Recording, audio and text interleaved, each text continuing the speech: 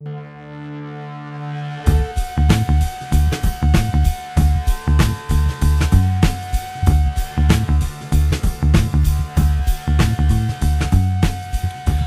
to the Nightly News Podcast. This is Professor Paul Miller, and we are sitting in on a special edition today featuring two of our illustrious alumni that have since been employed by the college. So first, we are here with Residence Life Coordinator Brianna Kondas. Brianna, it's a pleasure to have you on the show today. Thank you for having me. You're very welcome. And we are also here joined by one of our favorite podcast guests, Yuliani Sutedjo. Yuli, welcome back to the podcast. Hi, everyone. How many podcasts do you suppose that you've been on at this point, if you had to take a guess? 5. Oh, come on. You've been on twice that many, Yuli. But this is the first time that we get to have you on as a Central Penn College employee, so welcome. Sure, yes. All right, and we're also joined by Nightly News Secretary Dylan Kleintop here to chat with the two ladies about some of the things that have happened in their lives over the last few months. So, Dylan, welcome to the show. Yeah, thank you for having me. You're very welcome. It's always a pleasure to have people on who enjoy being on the show. So, well, as I mentioned, the whole purpose of having the two of you on today is to talk a little bit about what's happened over the last 6 months. I've had the fortune of, at some point having all of you in class, but I've had the fortune to see that you've taken that next step on from college. As I can certainly attest to, as I'm sure both of you can certainly attest to, your final term of college is wonderful on one hand. We're done with school, ready to move on to the next phase of our lives. The problem is, sometimes we're not quite sure how that's going to happen. So one of the things that we want to chat with you guys today about is how these positions opened up, what are you doing for the school, and we'll talk about some other things in the process of going from graduation to your first position. So that's what we're planning on doing today. So we'll start off with you, Brianna. So again, you are the Residence Life Coordinator here at Central Penn College, and you graduated with a bachelor's in legal studies, is that correct? Yes. So how did this job represent sort of the next phase in your career path? How did working with Central Penn College and the Residence Life office sort of sync up with what your desires were when you were in school? So I originally actually went into school thinking that I wanted to go on to law school and get a JD and, represent the bar.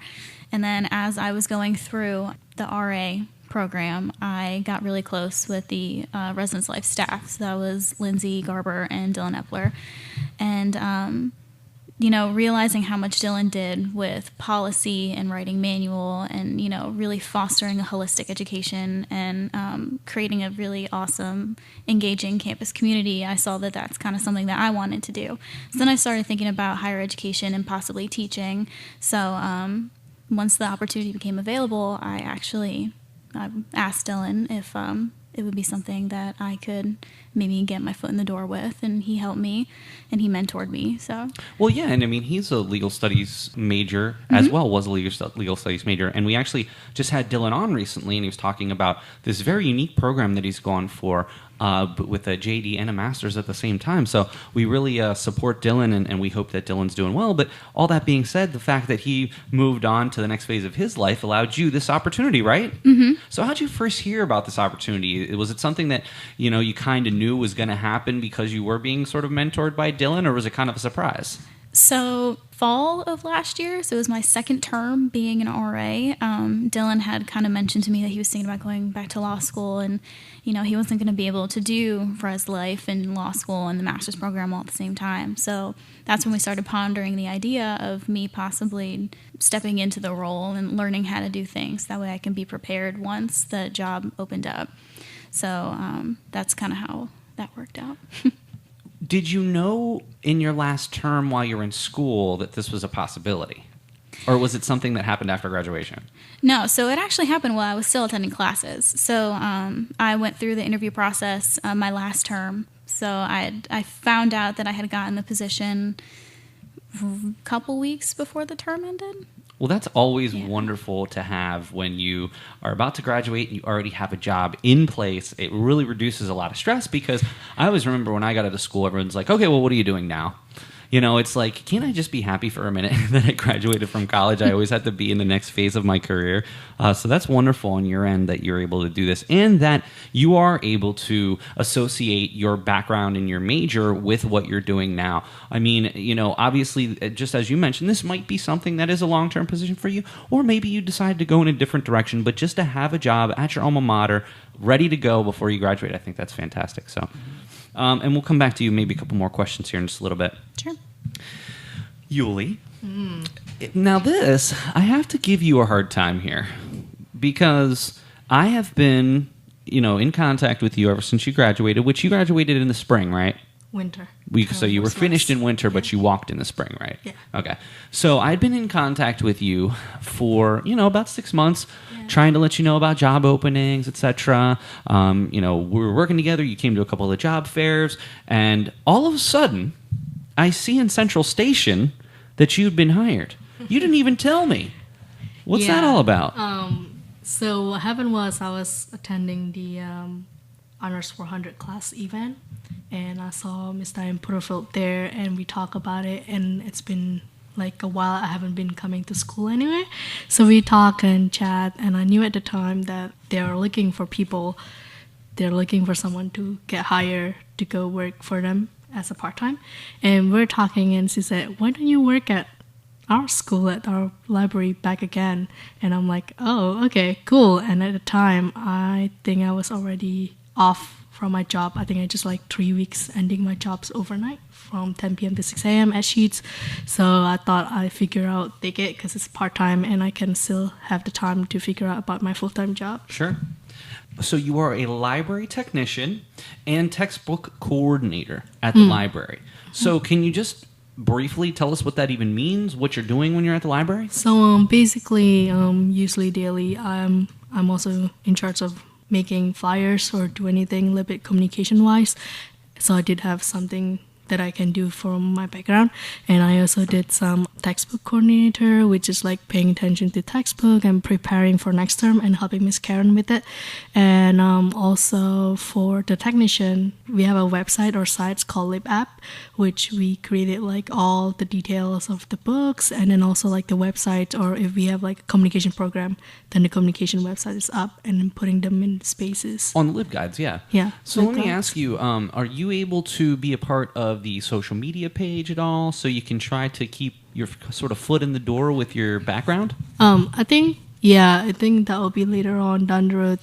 Pretty much started. Yeah, pretty much almost anything that could be one of the tasks too. So the one piece of advice, if take it or leave it for both of you, since what you're doing is a little bit outside of the scope of maybe what you thought you were going to be doing, highlighting the things that you are doing that are in your field for your resume is going to be very important. So you already, Brianna, made a very interesting point that I'm writing manuals, I'm doing these types of things that do come in my background. Those are the types of things that you're going to want to highlight on your resume should you ever decide to, try to find a position in your field. So I, for a long time, and I've shared this with all of you, I struggled finding work when I got out of grad school. But I did fortunately work part-time for an advertising company, an advertising agency.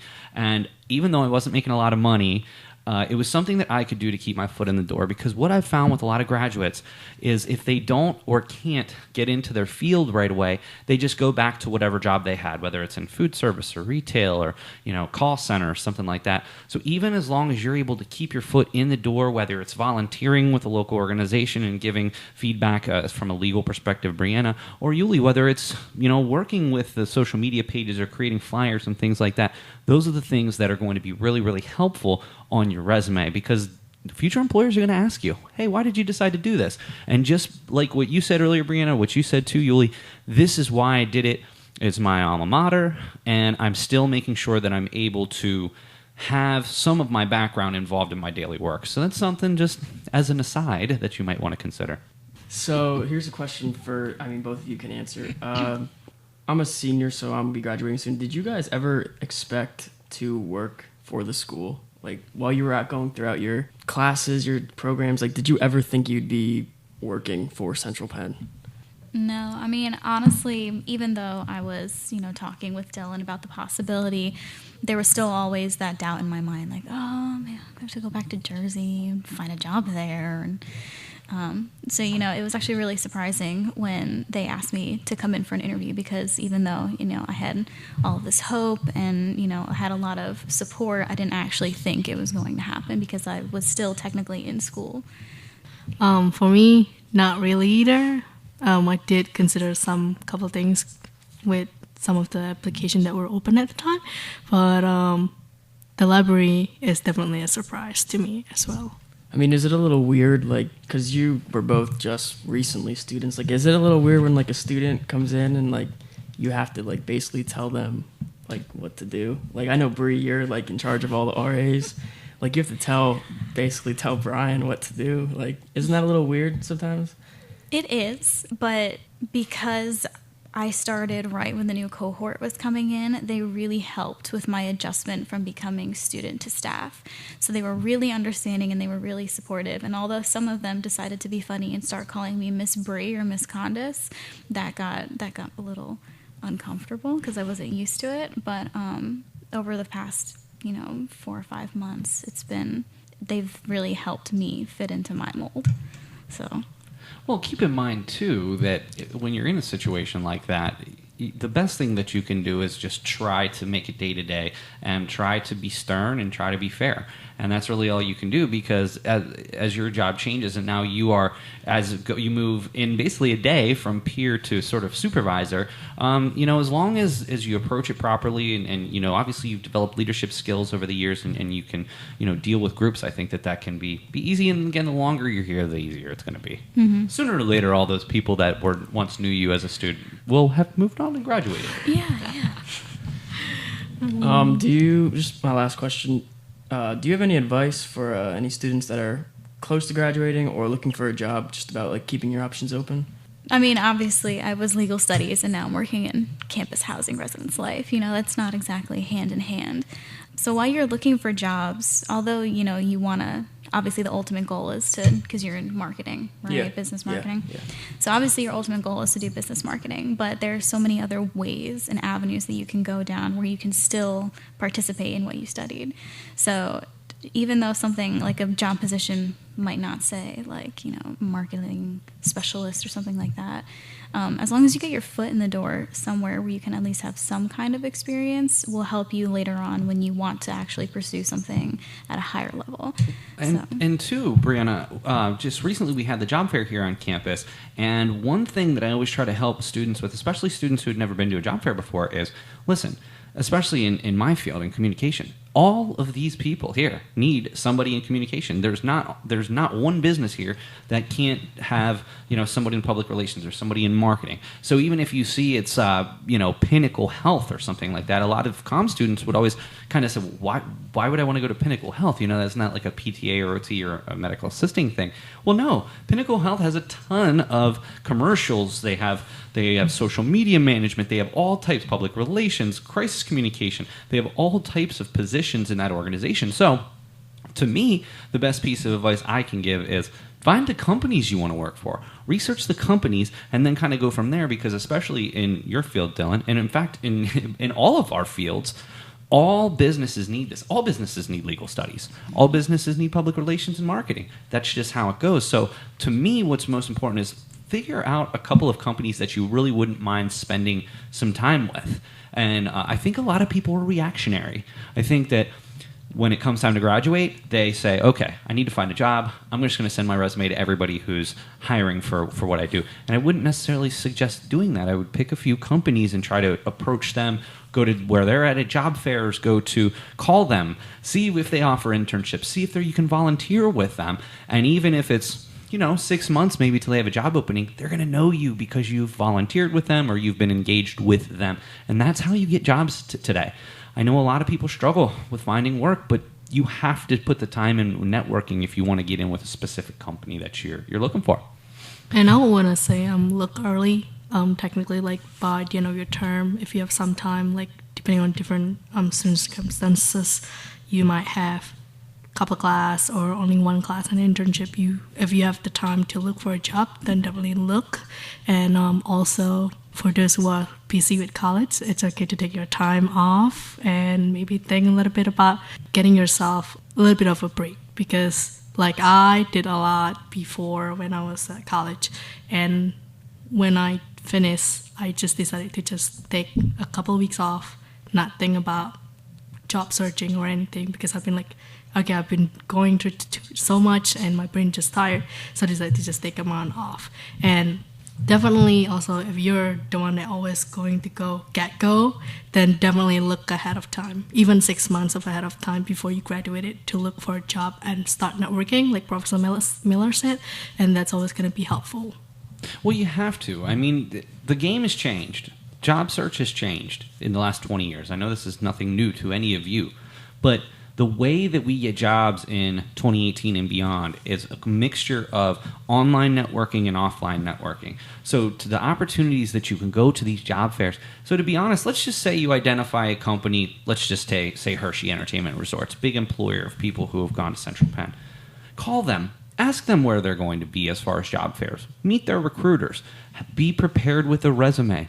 Know about the company. Be interested in what they're doing. The biggest mistake, and again, I shared this with a lot of the students at the job fair that hadn't been to a job fair in a while. I said, listen, you can't just go to a job fair and say, I'm going to go to every table. It's not a good idea. What you should do, read the list, find 3 or 4 companies you really want to approach, and then do that first. Go up to one at a time.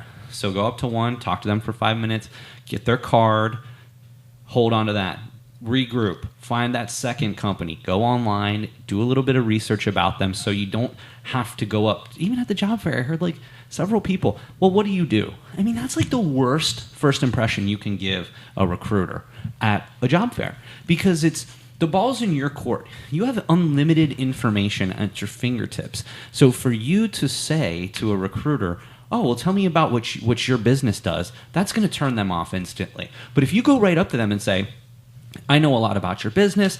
I see that you're involved in this, this, and this. Here's how I might be able to help your company. What's your marketing department like? What's your public relations department like? How big's the staff? Those are the types of questions that you're going to engage these recruiters at these job fairs. Networking online is important. LinkedIn, very, very important. You guys have all heard me talk about LinkedIn. Several of you made profiles because I made you as part of a class assignment. And the job board on LinkedIn is excellent as well. But it's that mix of offline and online networking that's really going to get you these jobs. So I just have one final question for Brianna and Yuli. What does it mean to you? Now, we kind of talked about what you do and some of these other things, but what does it mean to you to have graduated from Central Penn and now to be receiving a paycheck from Central Penn College? Bri? It's definitely weird because, for the first year and a half that I was here, I was giving them my paychecks for my tuition, And then the first paycheck I received, I kind of sat there and I just stared at it and I was just kind of in disbelief. It was like, you just sit there and you think, oh, I spend so much time here getting my education and doing my homework and doing assignments. And now I was working with the people who gave me that education. It's really weird, though, because I'm, door down from the legal studies division. So I see my professors all the time. And it's weird having them say, oh, no, call me by da-da-da, instead of saying professor. So that's like the weirdest adjustment, Yuli too. still calls me professor. Yeah, like, you're my colleague.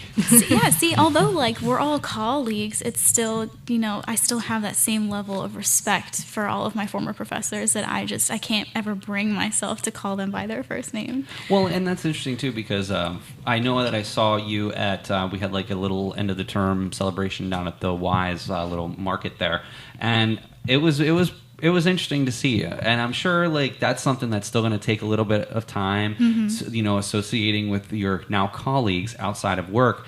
But just remember, we are all family here, and I appreciate the respect. But, sooner or later, you can just call us by our first names. It might take a while. Can I call you by your first name? Not yet. Maybe when you graduate.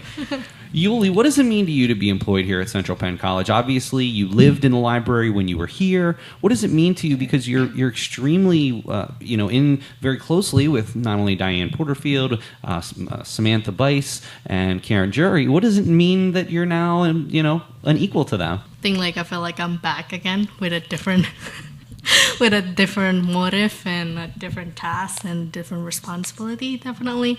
And it's a little bit weird too at the same time with Bri, and I got a time to work with Project Judith, and Judith said, "Call me by Judith," and I'm just like, okay, cool. But so I remember that time too at the time. But I think to me overall everything going cool and going well to me.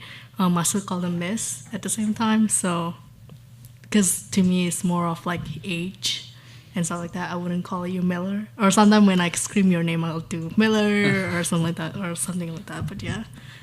You know, one thing that I do think is very unique about the two of you is that it really says a lot about our college, that we have students who end up graduating that want to spend at least the early parts of their career with us. I think it goes to say a lot about how we feel, not only as an institution, but the fact that we welcome you. And not to say that we wouldn't, but, you know, sometimes a lot of schools, they don't want to hire the people who graduated there because they want to have some diverse perspectives.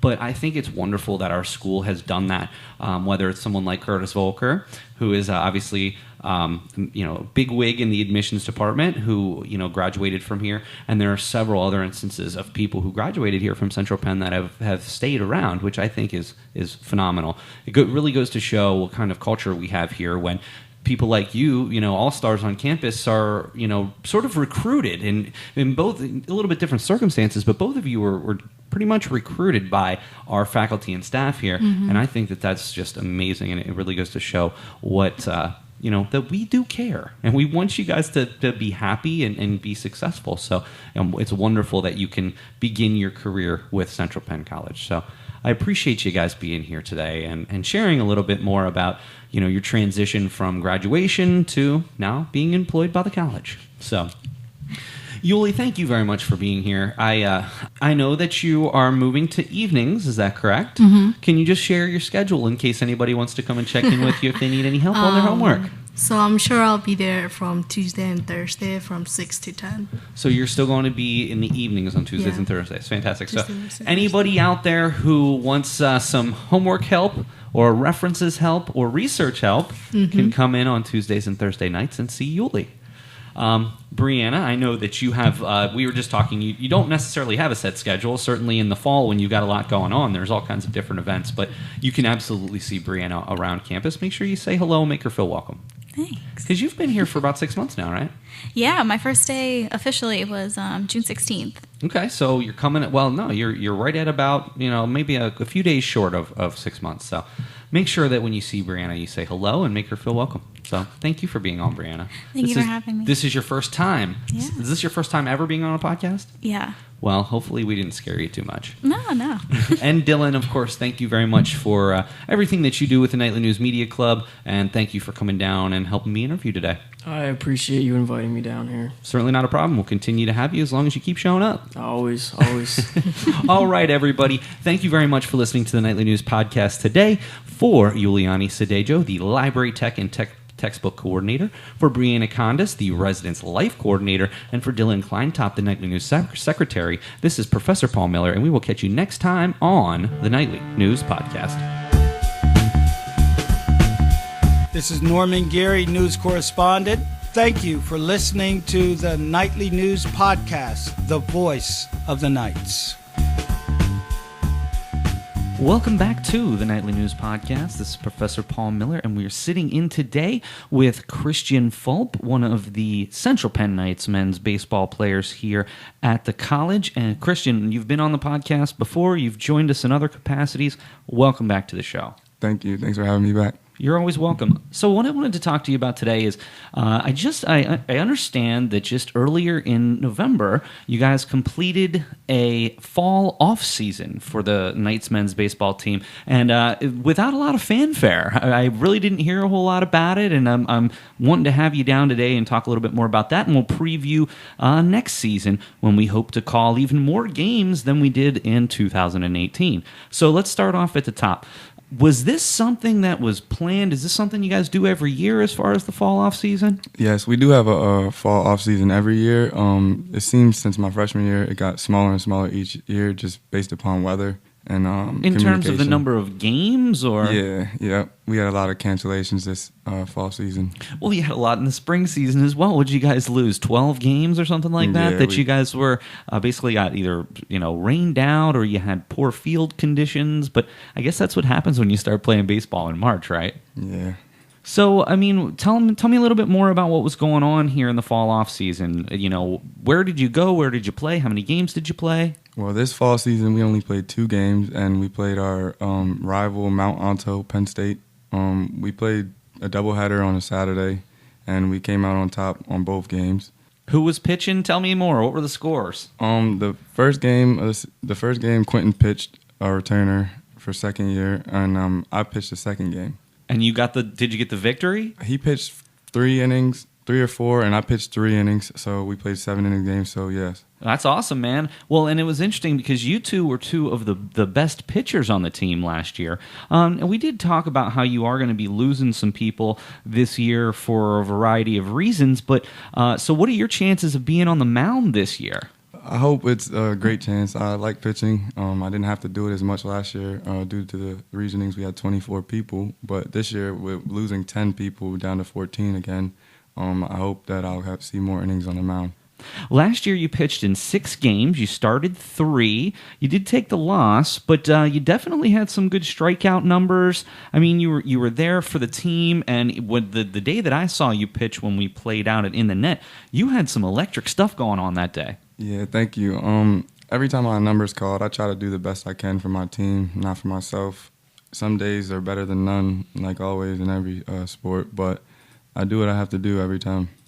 Now, other than when you're pitching, you're usually in the outfield. Is that correct? Yes. Which outfield position do you like playing the best? I would say center field because I'm more in control.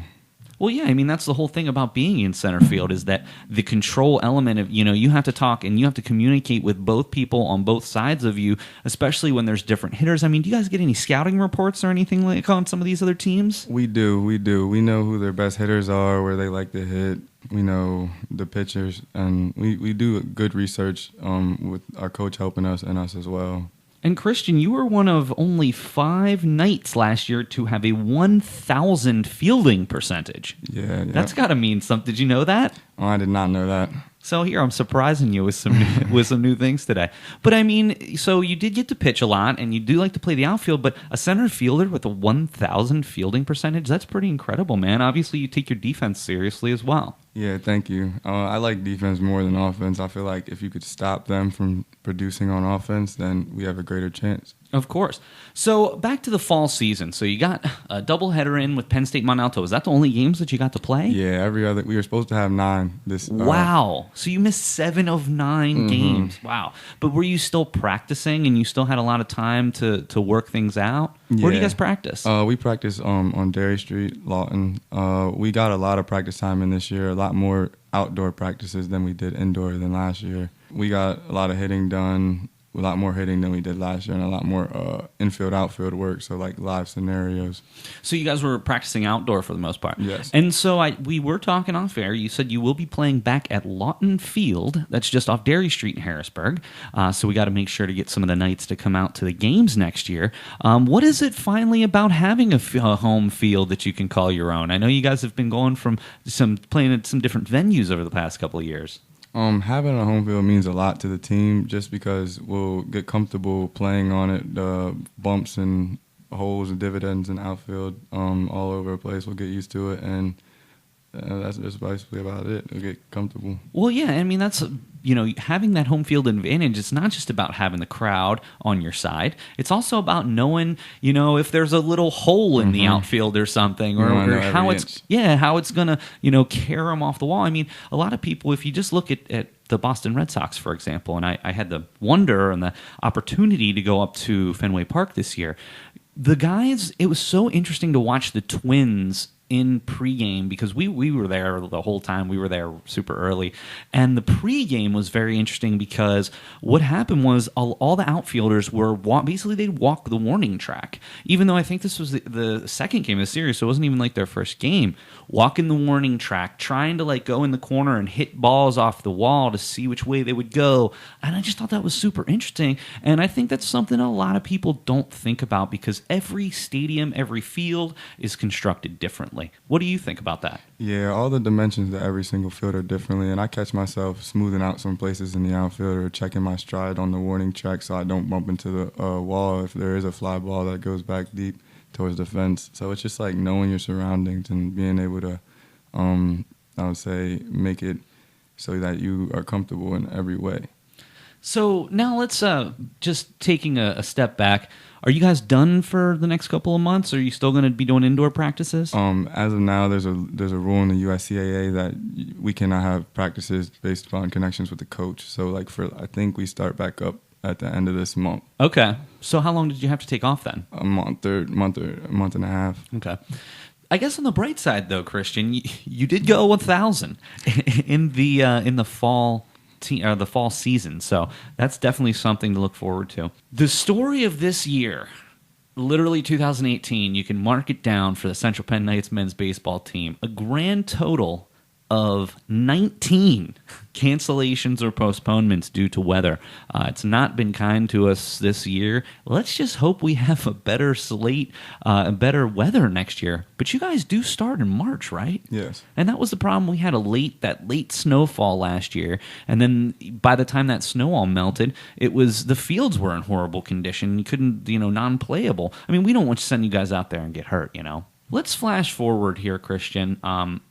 You'd mentioned that for several reasons, be it graduation or other things that happen, you did lose some players this year, although you do have some guys coming in, right? Yeah, we do. We have 4 new recruits. By January, the start of the season, we hope to have 3 or 4 more. Okay, so you're still going to be looking to fill in a squad of maybe 18 to 20, right? Yeah. That's awesome. And, we did lose a couple of people. I know Gabe Arellano, didn't he graduate? No, Gabe is back with us. We lost 3 seniors last year, which was Ryan, Cassiano, and Miggy. So you're talking about Miguel Arredondo, you're talking about Ryan Strevig, and you're talking about Brandon Cassiano. And, of course, we wish all of them well. They were leaders of the Knights, but I'm sure that they gave you some excellent leadership skills to pass along. And now some of those leadership skills are going to fall on you and Quentin as the holdovers from the team. So, what? That's kind of just how college athletics is. We always want our students to graduate, of course, but we are definitely going to be missing a couple Knights who have graduated or have moved on. But that being said, we've got Christian Fulp, star center fielder and pitcher, and of course Quentin Heckard, star shortstop and pitcher on the team, and they're going to be returning. So what are your prospects for this year? Do you have any idea? The season will start back up in March. Is it usually to the later end of March, right? No, this season is going to be beginning. I believe our first game is March 3rd. Don't quote me on that, though. I think we're getting it off earlier to see if we can get more games in. I mean, at this point, when you lose so many, you kind of have to. Let's see how many games we can get in here. So we'll be starting the beginning of March. We're not going to quote Christian on any dates because I know the schedule is still in flux. But what are you looking forward to this year? Who are some of the people who are coming back, maybe, that are going to be working with you on the Knights men's baseball team? Some returners that I'm really looking forward to playing with again would be my friend Quentin Heckard. Well, they're all my friends, but they're more like brothers to me, because we're on a team. We have Gabe Arellano, who's coming back for his senior year. Drew Myers, a catcher that's coming back for his senior year. And I'm just looking forward to, we're having a small group of guys this year, so we're just looking forward to staying as one, being more tight, not so many personalities, not too many different skill sets. We're just all ready to play as one and hopefully reach the ultimate goal in making the Small College World Series again. Did you mention Chris Rosario? Oh, yeah, Chris Rosario. You can't forget him. Well, Chris did lead the team in home runs and RBIs last year with a .367 batting average. So we can't forget him. I know if I was walking around campus, he would let me hear it if we didn't say something about him. Christian, just a couple more questions. So last year, you hit a very respectable 308. You had 16 hits and 52 at-bats and 7 RBI on the season. If there's one thing that you're trying to do in this offseason as far as offensively, what is that? One thing that I want to work on offensively is power. I want to be able to get more doubles and triples to put myself in the scoring position for the other people behind me in the lineup to knock me in to produce more runs for our team. And who do you work with? Do you work with anybody outside of, your coaches? I work with the guys. I work with Chris and I work with Quentin because Chris, like you said, has a lot of power. We call him Big Papi, so hopefully he can get me one out of the ballpark here. Well, I'll tell you, Christian, I really appreciate you coming down here today. Just wanted one more thing to ask you. As you're going to, we're recording this just before the Thanksgiving holiday, and we look back to last year. Obviously, you had a great season. Stayed injury-free for the most part. But one of the things when we had you on last time that we talked about is how the nightly news broadcasts of the game has you loved them and you were loving that you were able to share with them. If you run into anybody over Thanksgiving and you have a chance to speak with them, maybe you haven't talked to them for a little while, what are you going to say when it comes to, what have you been up to this year as far as, with baseball and working with the nightly news? I could sit back and reflect and say that they brought me great things. The nightly news and the broadcasting that they do and allowed me to join is very great experience and allows me to build on my resume. If I was to see anybody that was watching our broadcasting and games, I would hope that they would tune in again later this season to experience the great experiences that we do as a team, Central Penn, and our school as well. I got to say, as I look back on it, Christian, I got to tell you, man, I've played baseball since I was 6. I will never forget. My mom's got this picture framed when I was my first year, 6 years old, and I was selected to carry the flag out on the field for opening day. And I had a really awesome picture. And I played until I was in my teen years. I played all the way up through ponies, and I made the All-Stars a bunch of times. And, if there's one thing I regret, it's not continuing to play because, I thought I was pretty good and I had some hardware. I was on some great teams. I miss those times. But, when I had the opportunity when I was at Slippery Rock during my senior year to call some games for the Slippery Rock men's team, it was such a wonderful thing and something I never forgot. And I never thought I'd have that chance to do it again, Christian. And when this all got off the ground and we were talking about doing this, it meant so much to me and it meant so much to me to be there and see you guys and how you reacted and how the fans reacted. Christian, it's amazing the amount of positive feedback we've gotten and the views that we've gotten on these games, and we look forward to doing it again this year. So I appreciate the fact that you've been so interested in helping us and coming out and busting your butt for the college team. I hope that when you're done and you hang it up, that you don't have any regrets either, because that's one thing I always regret, and I think about it almost every day, how I wished I would have kept playing, and the chance that I have to be out there with you guys, it's wonderful for me personally, so I appreciate everything that you do. So any final thoughts about the men's team coming up? I'll just say that we have big goals this year, and hopefully that we're all on the same path and we could strive towards them goals and reach them. That's what I like to hear. Christian, thank you very much for joining the Nightly News Podcast today. Thank you. All right. Well, that's it for another episode of the Nightly News Podcast. I'd like to thank Christian Fulp for the Knights men's baseball team for coming down today and chatting with us about their fall season, and we certainly look forward to supporting them in 2019. So, for Christian Fulp, this is Professor Paul Miller, and this is it for another Nightly News Podcast. We'll catch you next time.